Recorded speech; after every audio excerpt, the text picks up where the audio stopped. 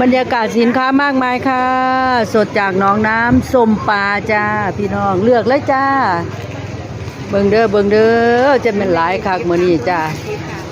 สินค้ามากมายหลายชนิดมีเบิดบักแข้งก็มีทุกอย่างเลยค่าปอกแล้วก็มียังไม่ปอกก็มีมาเด้อจ้าแม่ค้าก็สวยค่ะยิ้มหวานน้ำดีแม่ค้าเว้าดีเบิ่งเด้อค่ะสินค้าสวยงาม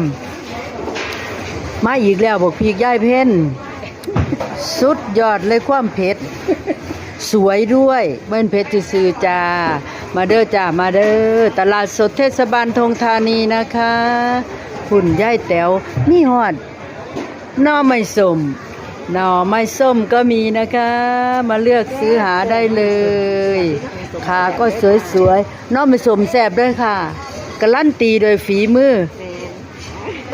มาเลยตลาดสดเทศบาลธงนะคะมีทุกอย่างทุกแนว